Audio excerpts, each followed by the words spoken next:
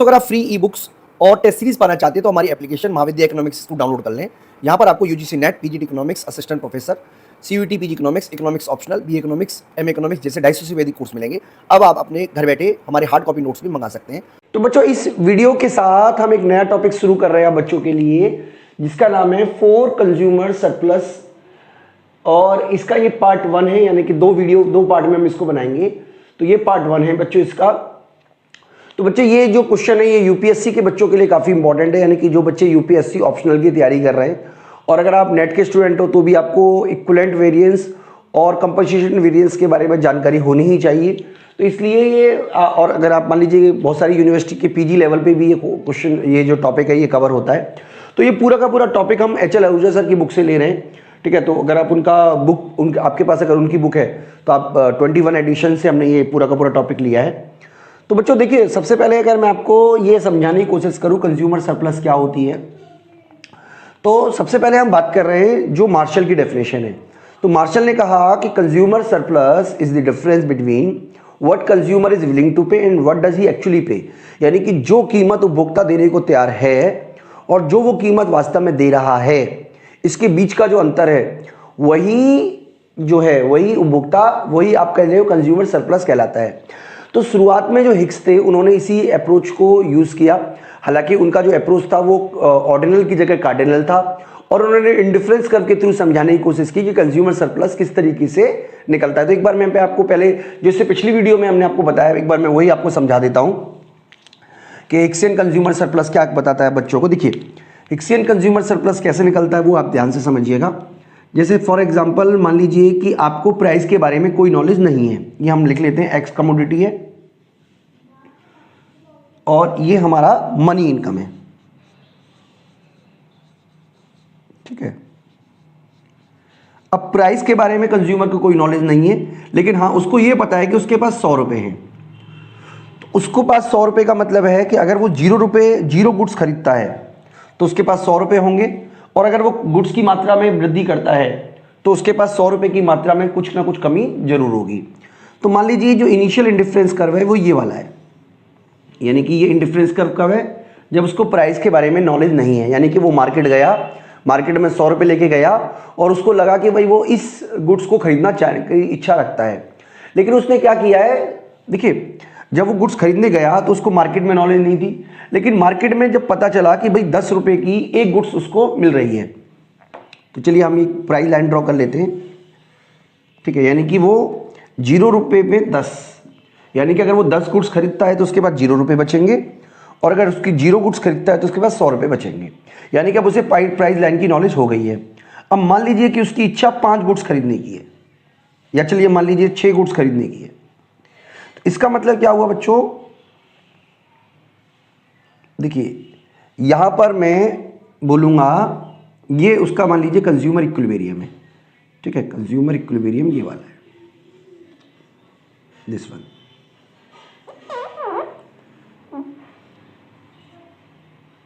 Okay बच्चों, तो यहां पर जो कंज्यूमर इक्विलिब्रियम हो रहा है उसको हम बोल देते हैं IC2।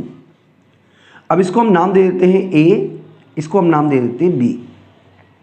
इसका मतलब क्या हुआ बेटा, यहां पे आप समझना पड़ेगा, यहां पे मैं लिख देता हूं 60, ठीक है। इसका मतलब क्या हुआ बेटा कि, और यहां पे मैं लिख देता हूं चलिए 40, ओके। इसका मतलब ये हुआ, अगर वैसे तो यहाँ पे 40 नहीं है, मनी इनकम में हम कंज्यूमर सरप्लस को मेजर कर सकते हैं, ये हिक्स का मानना था। तो इसका मतलब क्या हुआ कि कंज्यूमर जो है इज विलिंग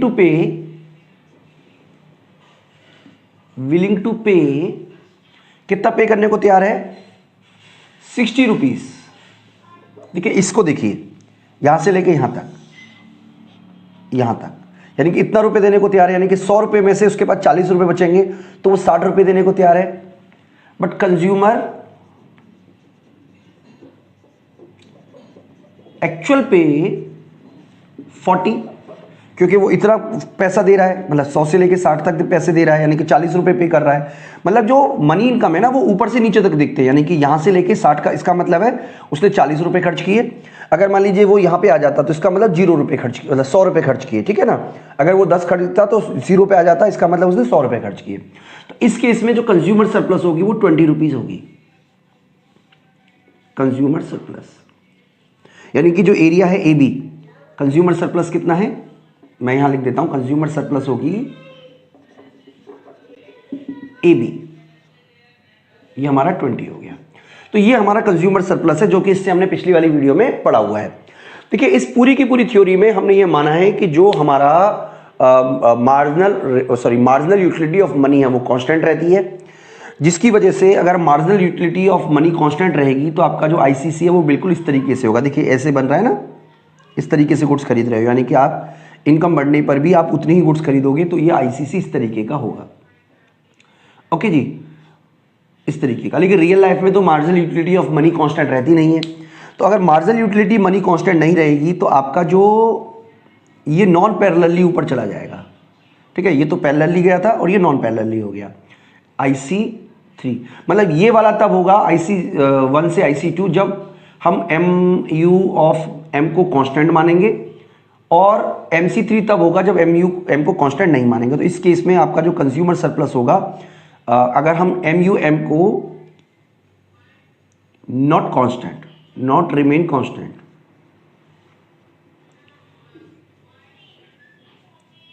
ठीक है, तो इसको हम मानेंगे तो कंज्यूमर सरप्लस AC होगा। तो हिक्स का ये मानना था कि कंज्यूमर सरप्लस भी वही होता है जो डिफरेंस होता है what consumer willing to pay and what does he actually पे।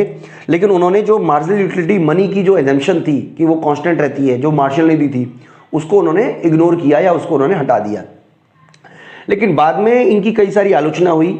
सबसे जो बड़े आलोचक रहे वो हेंडरसन रहे। तो उनकी आलोचना के बाद देखिए एक उन्होंने एक आर्टिकल पब्लिश किया था, आर्टिकल का नाम था, यही था, द 4 कंज्यूमर सरप्लस, ठीक है। और उस आर्टिकल के में जो लिखा गया था वो लिखा गया था रिव्यू ऑफ इकोनॉमिक स्टडी 1943 में, जिसमें उन्होंने उपभोक्ता बचत को एक नया रूप दिया, नए तरीके से समझाने की कोशिश की। तो वही जो तरीका है वही हम आपको समझाने की कोशिश करेंगे कि ये जो कंज्यूमर सरप्लस का तरीका है, ये तो उन्होंने के बाद जो नया तरीका उन्होंने प्रेजेंट किया, जिसमें उन्होंने 2 वर्ड यूज किए, इक्विवेलेंट वेरिएंस और कंपनसेशन वेरिएंस, उसके थ्रू कंज्यूमर सरप्लस किस तरीके से निकलता है वो हम आपको बहुत डिटेल में समझाने की कोशिश करेंगे बच्चों। तो देखिए अब जो डेफिनेशन के थ्रू हम कंज्यूमर सरप्लस निकालेंगे, पहले एक बार उसका डेफिनेशन पढ़ लेते हैं। यानी कि ये तो पुरानी डेफिनेशन हो गई जिसमें कंज्यूमर विलिंग टू पे और एक्चुअली प्ले है। यहाँ पे देखिए, कंज्यूमर सरप्लस में be consider as the amount of money that must be either of paid to consumer और must be taken away from him such in a way that consumer is neither better off nor worse off. यानी कि अगर consumer का surplus का मतलब उस money income से, देखिए यहां पे सबसे पहली बात समझने की ये है, कंज्यूमर सरप्लस को आपने क्या माना, amount of money.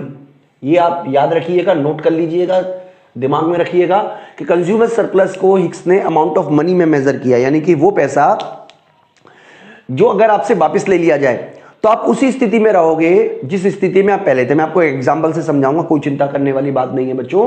Consumer surplus में be consider as a amount of money that must be either of paid to the consumer और must be taken away from him in such a way that consumer is neither better off nor worse off. It implies that consumer remain the same IC even after change in his economic position has take place. यानी कि मैं आपको कुछ example से समझाता हूं बच्चों।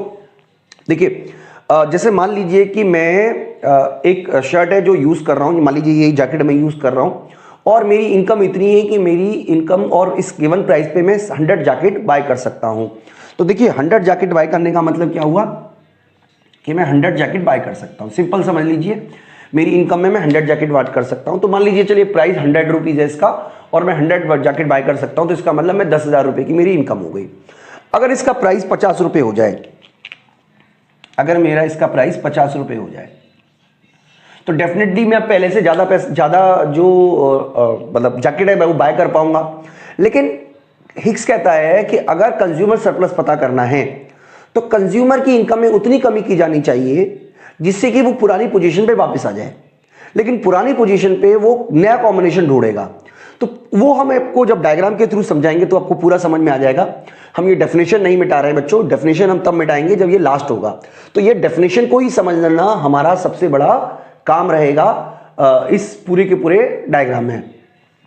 तो बच्चों यहां पे आपको ये समझाने की कोशिश की जा रही है कि कंज्यूमर की इनकम को उस तरीके से घटाया जाए कि कंज्यूमर अपनी पुरानी वापस पोजीशन में आ जाए।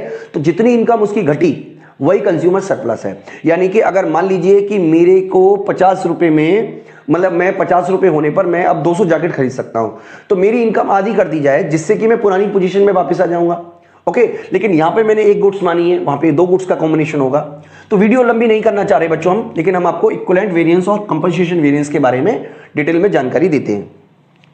तो यहां पर आप देखिए डेफिनेशन क्या है कंज्यूमर सरप्लस की, कि आपकी अमाउंट उतना माइनस कर दिया जाए जिससे कि आप उसी पोजीशन पे रहें जिस पोजीशन पे पहले थे। ना तो आपकी पोजीशन पहले से अच्छी हो, ना ही पोजीशन आपकी पहले से खराब हो। सबसे पहले अगर हम बात करें इक्विवेलेंट वेरिएंस, इसका मतलब होता है बराबर परिवर्तन। इक्विवेलेंट मतलब समकक्ष आप बोल सकते हो एक तरीके से। मैं आपको एक एग्जांपल से समझा देता हूं। जैसे मान लीजिए कि प्राइस में अगर कमी होती तो मेरी जो रियल इनकम है वो बढ़ जाती। रियल इनकम बढ़ने से मैं पहले से ज्यादा एक्स गुड्स भी खरीद सकता हूं और पहले से ज्यादा वाई गुड्स भी खरीद सकता हूं। इसका मतलब मेरा वेलफेयर जो है वो राइज करेगा। ओके जी, लेकिन वास्तव में कीमत में कमी नहीं हुई। यानी कि वास्तव में कीमत में कमी नहीं होने का मतलब क्या हुआ कि अगर मान लीजिए प्राइस में कमी होती है तो रियल इनकम बढ़ेगी। रियल इनकम बढ़ने पर, क्योंकि अगर हम मान लें ये एक्स गुड्स है तो कंज्यूमर क्या करेगा, चलिए मैं यहां पे लिख देता हूं, एक्स गुड्स की डिमांड को बढ़ा देगा, जबकि वाई की डिमांड को चलिए मान लीजिए उसने कम कर दिया, या हो सकता है बढ़ा भी दे, ऐसा कोई वो नहीं है। मान लीजिए वाई की डिमांड उसने कम कर दी, ठीक है।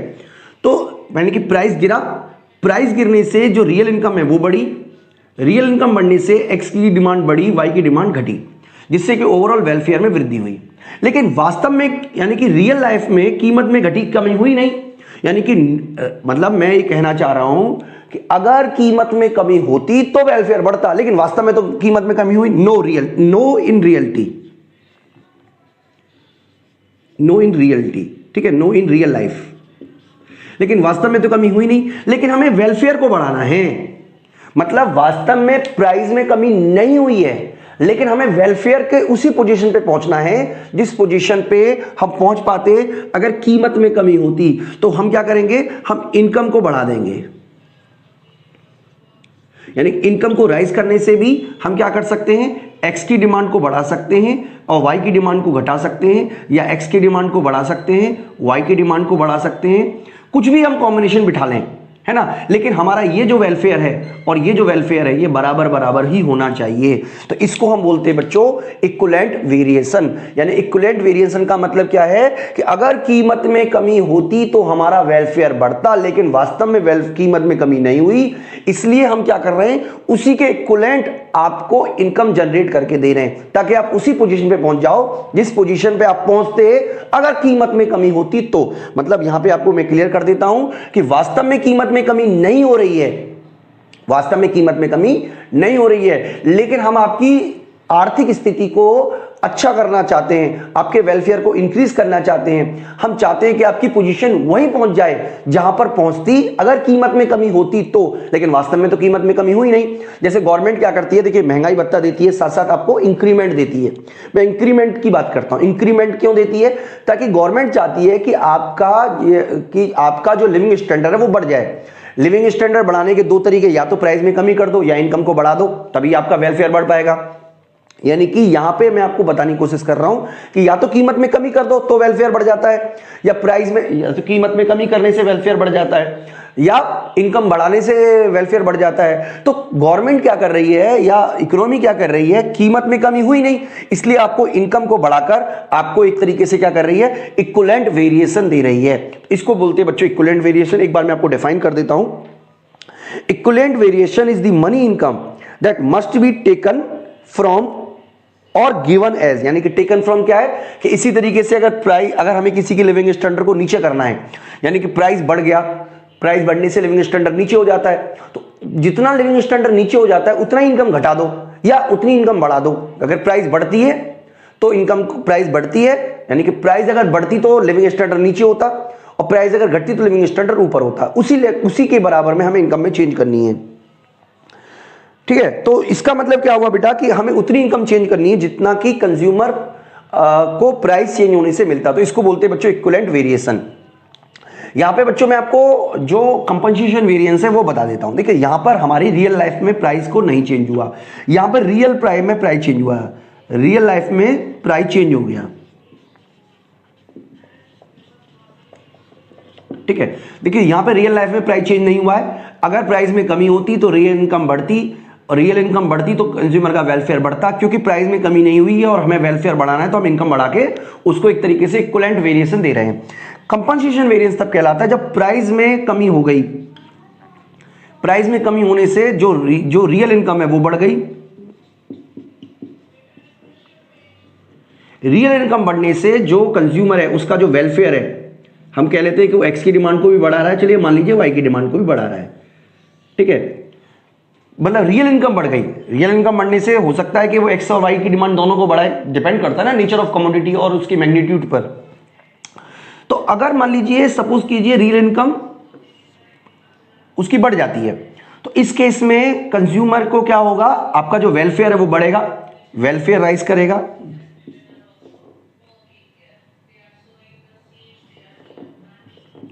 वेलफेयर भी राइज करेगा। अब गवर्नमेंट चाहती है कि वो उसी वाले लेवल पे आ जाए, तो इसका मतलब इनकम में क्या कर देगी, कमी कर दी जाएगी। इनकम में इस तरीके से कमी की जाएगी कि वो पुराने आईसी पर आ जाए, ठीक है। यानी कि यहां पर आपको पुराने आईसी पर उसे वापस लाना है, यहां पर आपको उस आईसी पे लाना है जिस आईसी पर वो पहुंचता अगर प्राइस में कमी होती तो। बच्चों ये डायग्राम के थ्रू हम आपको समझाएंगे। आगे हम आपको समझा देते हैं कि 4 तरीके के कंज्यूमर सरप्लस होते हैं, जिसमें पहला है the quantity compensating variance income, the price compensating variation of income, the quantity equivalent variation of income, the price compensating variation of income. तो ये 4 तरीके के हैं, 2 हैं कंपनसेटिंग वेरिएशन के, 2 हैं इक्विवेलेंट वेरिएशन के। इस तरीके से पूरे 4 आपको डायग्राम के थ्रू हम आपको समझाएंगे अगली वीडियो में। बच्चों मैं उम्मीद करता हूं, थोड़ा टॉपिक तो थोड़ा सा डिफिकल्ट है ही, लेकिन मैं उम्मीद करता हूं कि आपको इक्विवेलेंट वेरिएंस और कंपनसेशन वेरिएंस में अंतर समझ में आ गया होगा। एक बार मैं आपको समराइज कर देता हूं। इसमें प्राइस अगर गिरती है, मैं आपको फिर से समराइज कर देता हूं बच्चों ताकि आपको कंफ्यूजन ना रहे। इसमें प्राइस अगर गिरती है, प्राइस अगर गिरती, अगर मान लीजिए इसमें प्राइस गिरती है, ठीक है, प्राइस गिरने से जो वेलफेयर बढ़ेगा, प्राइस गिरने से वेलफेयर जो है वो इंक्रीज होगा। लेकिन इस केस में क्योंकि एक्चुअल में प्राइस नहीं गिरा है, लेकिन हमें वेलफेयर के उस ऊंचे लेवल पे पहुंचना है, यानी कि न्यू वेलफेयर पहुंचना है, इसलिए हम इनकम को क्या कर देंगे, राइज कर देंगे। और यहां पे अगर प्राइस में कमी होती है तो हमारा वेलफेयर बढ़ जाता है। ये एक्चुअल में नहीं बढ़ा, यहां पे एक्चुअल में बढ़ा है, एक्चुअल में घटा है, सॉरी। वेलफेयर राइज कर जाता है। वेलफेयर राइज करने की वजह से हम क्या करना चाहते हैं, अगर हम वेलफेयर को राइज ही रहना देना चाहते हैं तो हम कुछ नहीं करेंगे। लेकिन हम चाहते हैं कि हम वेलफेयर को उसी लेवल पे घटा दें, इनकम घटा दें, इनकम को घटा दें। इनकम को घटा देते हैं तो हम क्या कर सकते हैं, ओल्ड वाले पे आ जाते हैं, ओल्ड आईसी पे आ जाते हैं, जिसको हम बोलते हैं बच्चों कंपनसेशन वेरिएशन। बेटा वीडियो खत्म करने से पहले मैं आपको बता देता हूं, एक्चुअल में हो सकता है कि इनकम ना घटाई जाए, हो सकता है इनकम ना बढ़ाई जाए, लेकिन हम ये इनकम घटाने और बढ़ाने को इसलिए ले रहे हैं ताकि हम कंज्यूमर सरप्लस की वैल्यू को पता कर सकें। तो ये है बच्चों पूरा का पूरा कंसेप्ट। अगली वीडियो में हम आपको डायग्राम के थ्रू सारा समझा ही देंगे। इस वीडियो में इतना ही बच्चों, थैंक यू। तो इस वीडियो में हम बात करेंगे द 4 कंज्यूमर सरप्लस के पार्ट 2 की। ये पार्ट 2 हो गया हमारा। और इस वाली वीडियो में जो हमने आपको बताया था कंपनसेशन वेरिएशन और इक्विवेलेंट वेरिएशन, तो उसके बारे में हम इस वीडियो में समझेंगे। तो यहां पर बच्चों हमने 2 डायग्राम बनाए हुए हैं। सबसे पहला है the price compensating variation in income, यानी कि PCVI बोलते हैं इसको, और दूसरा है the quantity compensating variation in income. तो बच्चों कंपनसेटिंग वेरिएशन के बारे में मैंने आपको पहले से बताया था। एक बार मैं आपको दोबारा बता देता हूं कि प्राइस में कमी होने से कंज्यूमर का जो वेलफेयर है वो बढ़ गया है, और हमें ये पता करना है कंज्यूमर सरप्लस कितनी है। तो कंज्यूमर को पुरानी स्थिति में वापस लाएंगे और देखेंगे कि कितना डिफरेंस है। तो कैसे करते हैं वो मैं आपको समझाने की पूरी कोशिश करूंगा। देखिए, सबसे पहले हम समझते हैं, मान लीजिए ये हमारा है इनिशियल बजट लाइन। ओके बच्चों, इनिशियल बजट लाइन है जिसको हम नाम दे देते हैं LM, और इस पर एक पॉइंट है जो कि A है, जिसको कि हम कंज्यूमर इक्विलिब्रियम पॉइंट बोल देते हैं। कंज्यूमर इक्विलिब्रियम क्यों है? क्योंकि A पॉइंट है ना हमारा, इस पर IC0 जो है वो इसको टेंजेंट कर रहा है। इसका मतलब क्या हुआ, कंज्यूमर जो है वो OX क्वांटिटी खरीदेगा, और उसके लिए जो, अगर मैं इसको M बोल दिया, इसको N बोल देता हूं। ओके बच्चों, तो इसका मतलब क्या हुआ कि उपभोक्ता जो है वो LN पैसे खर्च करके, L और N पैसे खर्च करके OX क्वांटिटी खरीद रहा है। बहुत ही सिंपल मतलब इसका यही हुआ जो मैंने आपको समझाने की कोशिश की है। अब मान लीजिए कि प्राइस में कमी होती है। प्राइस में कमी होने से क्या होगा, होती है, ठीक है, कीमत में कमी होने से क्या होगा, ये जो लाइन है ये आगे की तरफ चली जाएगी, ऐसे मूव करेगी, और अब जो है कंज्यूमर जो है वो अब एक यहां पे पहुंच गया। तो कंज्यूमर जो है वो एक ऊंचे IC पे पहुंच जाएगा। इस ऊंचे IC को हम चलिए नाम बोल देते हैं, हम यहां लगा लेते हैं एक पॉइंट जो कि IC2 है, यानी कि वो B पॉइंट पे कंज्यूमर पहुंच गया। अब इस B पॉइंट पे पहुंचने का क्या मतलब है कि कंज्यूमर जो वेलफेयर है वो बढ़ गया है। ओके बेटा, कंज्यूमर वेलफेयर बढ़ने का क्या मतलब हुआ कि अब कंज्यूमर जो है वो पहले से ज्यादा गुड्स खरीद सकता है X की, और जबकि वो या तो पहले के बराबर पैसे दे रहा है, जैसे यहां पे हमने क्या किया, ये माना है ना, तो इसका मतलब कंज्यूमर पहले के समान पैसे देके अब पहले से ज्यादा गुड्स खरीद सकता है। इसका मतलब कंज्यूमर का जो वेलफेयर है वो बढ़ गया। ये सिंपल इसका मतलब ये हुआ कि कंज्यूमर अभी भी पहले के बराबर LN पैसे ही दे रहा है, लेकिन कंज्यूमर पहले जो X गुड्स खरीद रहा था, अब कंज्यूमर जो है वो आप देख पा रहे होंगे X2 गुड्स खरीद रहा है। अब हमें मालूम करना है कंज्यूमर सरप्लस। क्या मालूम करना है? कंज्यूमर सरप्लस, कि आखिरकार कंज्यूमर सरप्लस कितना है। तो कंज्यूमर सरप्लस की हिक्स का मेथड है कि प्राइस में कमी होने से जो आपका वेलफेयर है, मैं वेलफेयर लिख देता हूं, वेलफेयर जो है वो आपका A से B हो गया, ठीक है, हम मान लेते हैं ये वेलफेयर का पॉइंट है, यानी कि कंज्यूमर का जो वेलफेयर है वो A से B हो गया। अब हमें क्या करना है, इनकम में उतनी कमी करनी है। इनकम में क्या करनी है, कमी करनी है, ताकि जो उसका वेलफेयर है वो C पर आ जाए, लेकिन जो C है वो A और C बराबर बराबर हो। तो डेफिनेशन पढ़ते एक बार, कंज्यूमर सरप्लस में be consider as the amount of money that must be either paid to consumer और मस्ट बी टेकन अवे। यहां पे मस्ट बी टेकन अवे आ रहा है, must be taken away from his such a way that consumer is neither better off nor worse off, यानी कि consumer से money income इस तरीके से छीनी जाती है कि कंज्यूमर ना तो पहले से अच्छी स्थिति में ना पहले से खराब स्थिति में है। यानी कि कंज्यूमर से मनी इनकम को इस तरीके से घटाया जा रहा है ताकि कंज्यूमर का जो वेलफेयर है वो A और C दोनों बराबर बराबर स्थिति में आ जाए। तो इसके लिए हम क्या करेंगे बच्चों, एक बिल्कुल पैरेलल सी एक लाइन खींच रहे हैं, एक बिल्कुल इसके पैरेलल, यानी कि ये जो पैरेलल है किसके हो गए, LM1 के पैरेलल में एक लाइन खींच रहे हैं जिसको हम L2M2 बोलेंगे।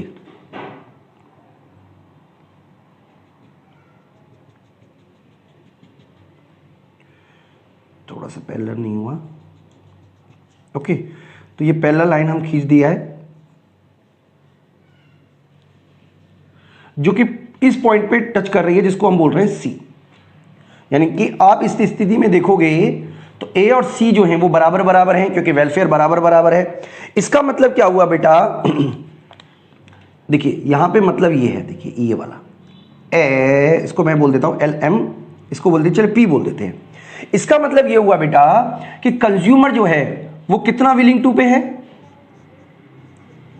विलिंग टू पे पहली स्थिति में, पुरानी स्थिति में कितना विलिंग टू पे है, ये किसके लिए, टू गेट OX2 यूनिट, यानी कि OX2 यूनिट को प्राप्त करने के लिए कंज्यूमर पुरानी स्थिति में कितने पैसे देने को तैयार था, वो देने को तैयार था LP देने को तैयार था, लेकिन उसने रियल में कितना दिया, रियल में दिया उसने LN। तो कंज्यूमर सरप्लस जो है वो LN के बराबर है। इस LN को ही हम बोलते हैं बेटा the price compensating variation of income, इस LN को ही हम बोलेंगे price compensating variation of income. तो ये कैसे पता चला हमारे को, क्योंकि कंज्यूमर A और C बराबर स्थिति में है, तो इस C पॉइंट पर कंज्यूमर LP प्राइस देने को रेडी था, है ना, क्योंकि अगर मान लीजिए पुरानी स्थिति में वो कितना प्राइस देने को रेडी होता, प्राइस देने OX2 पाने के लिए वो पुरानी स्थिति में प्राइस देने को रेडी होता LP, लेकिन वो दे कितना रहा है कीमत घटने की वजह से LN, तो इसका मतलब ये जो है BC यही हमारा कंज्यूमर सरप्लस को डिनोट करता है, यानी कि ये जो BC एरिया है ये हमारा कंज्यूमर सरप्लस को दिखाने की कोशिश कर रहा है। तो ये जो है LN ये हमारा कहलाएगा PVPCVI, क्या बोलेंगे इसको, price compensating variation in income. Okay बच्चों, तो ये कंसेप्ट मुझे लगता है क्लियर हो गया होगा। अब क्वांटिटी के नजरिए से हम आ जाते हैं, यानी कि क्वांटिटी के नजरिए से देखते हैं कंपनसेशन और वेरिएशन हम किस तरीके से निकालेंगे। देखिए मैं आपको समझा देता हूं, मान लीजिए ये हमारा है इनिशियल, आप कह सकते हो क्या बोलते हैं इसको, बजट प्राइस लाइन या बजट लाइन। पुराने की तरह इसको हम LM मान लेते हैं और मान लेते हैं कि कंज्यूमर जो है वो इक्विलिब्रियम पॉइंट A पर है, इसको हम IC0 बोल देते हैं, ठीक है। और प्राइस में यानी कि कंज्यूमर क्या कर रहा है, ये जो हमारा है LN खर्च करके, और ये जो है हिस्सा दिस वन X0 इसको हम A बोल देते हैं। तो यानी कि वो पुराने जब कीमत में कमी नहीं हुई तो OX0 क्वांटिटी खरीदता है और LN मनी इनकम को खर्च करता है। ओके बेटा, तो यहां पर इसका मतलब ये है, अगर मान लीजिए प्राइस में कमी होती है तो प्राइस में कमी होने से मान लीजिए चलिए ये वाला पॉइंट जो है आप इसको ये भी बोल सकते हो, क्या बोलते हैं इसको A और इसको हम बोल देते हैं H, नाम तो चेंज करना ही है, H बोल देते हैं, यानी कि HA पैसे खर्च करके वो OX0 क्वांटिटी खरीद रहा है। अब मान लीजिए उसकी कीमत में कमी आती है तो कीमत में कमी आने से ये आगे की तरफ चली जाएगी। ओके बेटा, आगे की तरफ चली जाएगी। अब कंज्यूमर, क्योंकि डेफिनेटली जो कंज्यूमर का जो इक्विलिब्रियम है वो इंक्रीज हो जाएगा, कंज्यूमर अब पहले से अच्छी पोजीशन में पहुंच जाएगा। तो मान लीजिए कंज्यूमर इस पॉइंट पर आ गया, ठीक है, इस पॉइंट पर आ गया, हम इसको हटा देते, थोड़ा सा ये हमारा कंफ्यूजन कर रहा है, इसको हटा देते। ओके, पुराने जैसे डायग्राम बना लेते हैं। इसका मतलब कंज्यूमर जो B पॉइंट है, दिस वन इज B, अब कंज्यूमर इक्विलिब्रियम पॉइंट B हो गया। इसका मतलब अब कंज्यूमर जो है वो खरीदेगा कितनी मात्रा, OX1 मात्रा, और उसके लिए वो उतना ही प्राइस पे कर रहा है जितना वो पहले कर रहा था, यानी कि अब वो ज़्यादा क्वांटिटी खरीद रहा है। मैं चलिए यहाँ बना देता हूँ, इसको हम H बोल देते हैं। इसका मतलब वो HB पैसे खर्च करके वो आप कह सकते हो कि ये वाला X1 क्वांटिटी खरीद रहा है, मतलब X1 क्वांटिटी वो खरीद रहा है और उसके लिए वो HB पैसे खर्च कर रहा है। अब इस केस में देखोगे बेटा तो पुराने इंडिफरेंस कर पे वो कितने पैसे खर्च करता, वो खर्च करता मान लीजिए C। तो तरीका वही है। इसका मतलब इस केस में आप देख पा रहे होंगे कि ये जो हिस्सा है, अब वो इतनी क्वांटिटी के लिए वो पहले HC पैसे खर्च करने को तैयार होता, लेकिन वो खर्च कितने कर रहा है, HB कर रहा है। तो इस केस में जो BC है इसे कंज्यूमर सरप्लस बोलेंगे।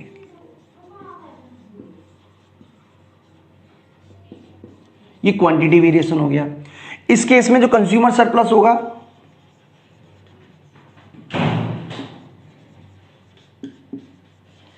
वो LN के बराबर है। इस केस में प्राइस वेरिएशन है, कंपनसेटिंग वेरिएशन है LN के बराबर। इस केस में कंज्यूमर सरप्लस BC के बराबर है। बात वही है, ठीक है। काफी कुछ सब कुछ आपको मुझे लगता है कि क्लियर हो रहा है। तो बच्चों एक बार हम इसको समराइज कर देते हैं ताकि हमारी बात खत्म हो जाए, ठीक है। तो यहां पर मैं आपको बताना चाह रहा हूं कि ये क्वांटिटी कंपनसेशन वेरिएशन है ऑफ इनकम है। तो इस केस में जो कंज्यूमर सरप्लस है वो कितना है हमारा, देखिए वो कितना पैसा पे करने को तैयार था, वो पैसा पे करने को तैयार है HC, ठीक है, X1 क्वांटिटी खरीदने के लिए, लेकिन वो वास्तव में HB दे रहा है। तो इस केस में कंज्यूमर सरप्लस BC हुई, ये हमारी कहलाएगी क्वांटिटी कंपनसेटिंग वेरिएशन इनकम। और इस केस में कंज्यूमर, देखिए यहाँ पे मैं एक पॉइंट आउट डाल देता हूँ D। ओके बेटा, थोड़ी सी कंफ्यूजन है, मैंने पहले कुछ बोला है तो आप ध्यान से सुन लीजिएगा। इस केस में जो कंज्यूमर सरप्लस है वो LN के बराबर है, यानी कि LN हमारी कंज्यूमर सरप्लस है जो कि बराबर है BD के। ओके, तो याद रखिएगा ये कंज्यूमर सरप्लस नहीं है, BC कंज्यूमर सरप्लस नहीं होती है। अब in case of price compensating variation of income, बल्कि कंज्यूमर सरप्लस जो है वो बीडी के बराबर है, यानी कि जो लाइन है ना LN और जो BD है वो बराबर बराबर है। BD यानी कि ये वाला पॉइंट जो है, दिस वन, ठीक है, BD जो है और LN बराबर है, क्योंकि दोनों पैरेलल है ना, इसलिए दोनों पॉइंट बराबर होंगे। इस केस में कंज्यूमर सरप्लस BD के बराबर है जो कि LN के बराबर है, और इस केस में कंज्यूमर सरप्लस है BC के बराबर। ये बिल्कुल सही मैंने आपको समझा दिया है बेटा। तो अगला जो पॉइंट हम डिस्कस करेंगे वो हम डिस्कस करेंगे, ये तो हो गया हमारा कंपनसेटिंग वेरिएशन। अब हम जो डिस्कस करने वाले हैं वो करने वाले हैं, आप कह सकते हो कि इक्विवेलेंट वेरिएशन के बारे में। तो बच्चों अभी तक हमने जो बात की थी वो की थी कंपनसेशन वेरिएशन के बारे में। अब हम जो बात करेंगे वो इक्विवेलेंट वेरिएशन के बारे में बात करेंगे। बच्चों मैं आपको एक बार फिर से बता देता हूं कि इक्विवेलेंट वेरिएशन क्या होता है। मान लीजिए कि प्राइस में कमी होती है, प्राइस में कमी होने से अब कंज्यूमर पहले से ज्यादा गुड्स खरीद पाएगा, यानी कि जो उसका वेलफेयर है वो A पॉइंट से बढ़कर B पॉइंट पे चला गया, यानी कि हायर वेलफेयर स्तर पे चला गया। लेकिन वास्तव में प्राइस में कमी हुई नहीं, तो कंज्यूमर के इसी वेलफेयर पे लाने के लिए हम इनकम को बढ़ा सकते हैं। अब इनकम बढ़ने से भी तो वेलफेयर जो है वो बढ़ता है। अब मान लीजिए जो वेलफेयर बढ़ के C पे हुआ, ठीक है, यानी कि अगर हम कहें B और C बराबर है, यानी कि एक ही डिफरेंस कर पर है, तो उस केस में हम जो वेलफेयर है उसको मेजर कर सकते हैं, यानी कि जैसे कि डेफिनेशन में लिखा हुआ है कंज्यूमर सरप्लस को मेजर कर सकते हैं। कंज्यूमर सरप्लस में be consider as the amount of money that must be either to paid to the consumer, यानी कि यहाँ की स्थिति में हमने कंज्यूमर को इनकम पेड की है, और मस्ट बी टेकन अवे, यहाँ पे कंज्यूमर को क्या की गई है, इनकम पेड की गई है। तो हम ऐसे बोल देते हैं amount of money that must be either to be paid to consumer और must be taken away from consumer from his in such a way that consumer is neither better off not worse off, यानी कि consumer को इस तरीके से income दी जाती है कि कंज्यूमर बी पोजीशन पे पहुंच जाए, या बी पे ना भी पहुंचे तो कंज्यूमर ना तो बी से अच्छी स्थिति में हो ना ही बी से खराब स्थिति। तो बच्चों हम इक्विवेलेंट वेरिएंस को हम डायग्राम से समझते हैं। तो मान लीजिए ये हमारा इनिशियल बजट लाइन है, ठीक है, और कंज्यूमर इक्विलिब्रियम पॉइंट ये है। मान लीजिए ए कंज्यूमर इक्विलिब्रियम पॉइंट है। इसका मतलब ये हुआ कि कंज्यूमर अगर OX क्वांटिटी खरीदना चाहता है तो उसको, मान लीजिए LM है, तो उसको LH पैसे खर्च करने होंगे, और वो LH पैसे खर्च करने के बाद OX क्वांटिटी खरीद सकता है। अगर मान लीजिए प्राइस में कमी होती है और प्राइस घटने से इसका जो स्लोप है वो आगे की तरफ चला जाएगा और ये LM1 हो जाएगा। इसका मतलब ये हुआ बच्चों कि अगर कंज्यूमर उतना ही पैसे खर्च करता है तो हम मान लेते हैं ये B पॉइंट पर आ गया, यानी कि सेम अमाउंट खर्च करने के बाद कंज्यूमर पहले से ज़्यादा गुड्स खरीद पा रहा है। इसका मतलब कंज्यूमर की जो वेलफेयर है, यानी कि कंज्यूमर की जो इनकम है वो, सॉरी आप कह सकते हो कंज्यूमर का जो वेलफेयर है वो बढ़ गया। हम यहाँ पे इंडिफरेंस कर्व डाल सकते हैं पर अभी डाल नहीं रहे, बाद में डाल देंगे एक साथ। तो यहाँ पर ये जो पॉइंट है, ठीक है, मतलब मैं छोटा सा डाल देता हूँ, बाद में बना दूंगा मैं। तो ये पॉइंट क्या बता रहा है कि कंज्यूमर जो है वो पहले से ज़्यादा गुड्स खरीद रहा है। देखिए पहले वो X0 खरीद रहा था, अब X1 खरीद रहा है, ज़्यादा क्वांटिटी खरीद रहा है, लेकिन अमाउंट उतना ही पे करना पड़ रहा है। इसका मतलब अगर प्राइस में कमी होती है तो कंज्यूमर का जो वेलफेयर है वो बढ़ जाएगा, लेकिन एक्चुअल में तो प्राइस में कमी हुई नहीं। तो हमें क्या करना है, कंज्यूमर को उतनी इनकम देनी है जिससे कि कंज्यूमर का जो वेलफेयर है वो B के बराबर हो जाए। तो इसके लिए हम क्या करेंगे बच्चों, इनकम को बढ़ाते हुए एक पैरेलल लाइन डालेंगे जो कि LM1 के बराबर होगी। देखिए पैरेलल लाइन में डाल रहा हूं जो बिल्कुल LM1 के बराबर होगी, यानी कि ये जो है LM के पैरेलल होगी, जिसको हमने नाम दे दिया L2M2।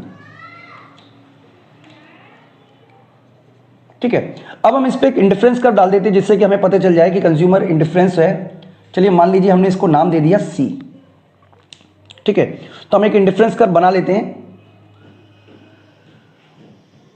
ठीक है, तो ये हमारा इंडिफरेंस कर्व हो गया। तो इससे हमें क्या पता चलता है बच्चों कि जो B और C जो है वो दोनों बराबर बराबर है, यानी कि अब कंज्यूमर इक्विलिब्रियम पॉइंट जो है वो C है।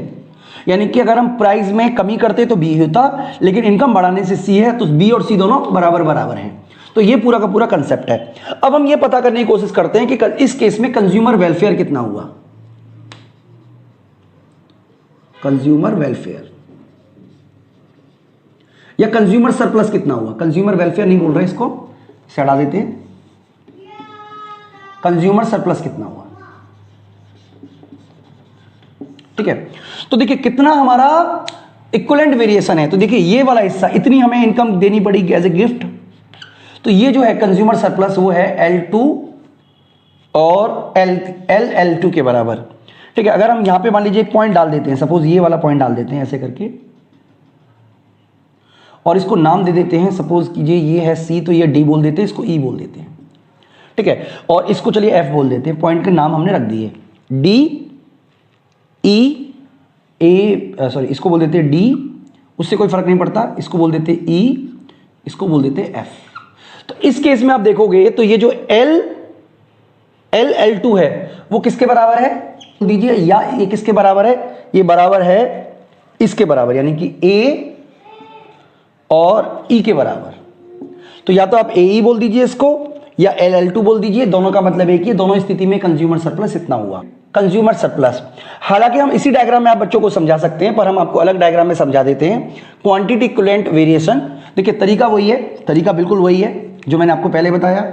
सपोज कीजिए कि ये हमारा बजट लाइन है, प्राइस गिरने से बजट लाइन आगे की तरफ चली गई, कंज्यूमर इक्विलिब्रियम पहले A था और अब उसी के बराबर में बिल्कुल मान लीजिए B हो गया। इसका मतलब कंज्यूमर पहले से ज़्यादा गुड्स खरीद पा रहा है। ठीक है, इंडिफरेंस कर मैं डाल देता हूँ, मान लीजिए A है, इसका मतलब कंज्यूमर पहले X0 खरीद रहा था और बाय गिवन LM में से ये H देके LS देके अब उतने ही पैसे में वो ज़्यादा खरीद पा रहा है। ओके बच्चा, लेकिन क्योंकि प्राइस एक्चुअल में तो घटी नहीं, तो इसके लिए हम क्या करेंगे, एक इक्विवेलेंट इनकम देंगे, यानी कि इसके बिल्कुल पैरेलल।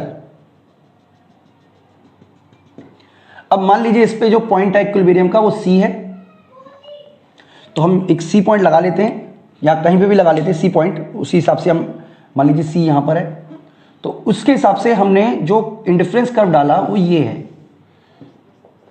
तो इसका मतलब इक्विलिब्रियम पॉइंट जो है वो C है, यानी कि B और C दोनों बराबर बराबर है।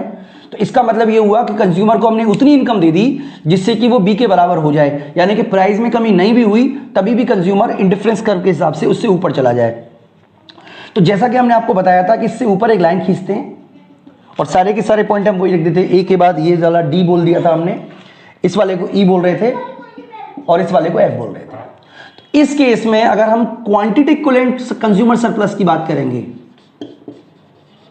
तो क्वांटिटी इक्विवेलेंट कंज्यूमर सरप्लस आपका AF है, यानी कि ये वाला पॉइंट से लेके और यहां तक ये सारा का सारा आपका quantity equivalent variation of income है, F से लेके A तक। यानी कि कंज्यूमर चाहे तो अब F क्वांटिटी भी खरीद सकता है, यानी इतनी क्वांटिटी भी वो, यानी कम पैसे देके भी वो इसको खरीद सकता है, यानी सेम क्वांटिटी हो गई आपके लिए लेकिन पैसे कम है। तो यहां पर बच्चों आपको ये समझाने की कोशिश की जा रही है कि आपका जो सरप्लस है, अगर आप बात करेंगे क्वांटिटी इक्विवेलेंट कंज्यूमर सरप्लस तो वो आपका FA है, और अगर आप बात करोगे प्राइस इक्विवेलेंट वेरिएशन की तो वो EA है। तो ये है, सॉरी आपका जो है वो E और A है। तो बच्चों मैं उम्मीद करता हूं कि आपको समझ में आ गया होगा। अगर मैं समराइज करूं तो इस केस में जो कंज्यूमर सरप्लस हुआ वो दो इंडिफरेंस कर्व के बीच का डिफरेंस है, यानी कि ये वाला पॉइंट से ये वाला पॉइंट के बीच में, यानी कि टू इंडिफरेंस कर्व के बीच का डिफरेंस है जो कि AF के बराबर है। और इस वाले केस में जो आप कह सकते हो कि जो कंज्यूमर सरप्लस है वो दो बजट लाइन के बीच का डिफरेंस है, यानी कि ये वाला बजट लाइन A और E। तो इस केस में कंज्यूमर सरप्लस AE है, जिसको आप L2 और LB बोल सकते हो, और इस वाले केस में कंज्यूमर सरप्लस जो है वो AF है। तो बच्चों मैं उम्मीद करता हूं कि आपको पूरा का पूरा कंसेप्ट समझ में आ गया होगा। बच्चों इस वीडियो में इतना ही, थैंक यू।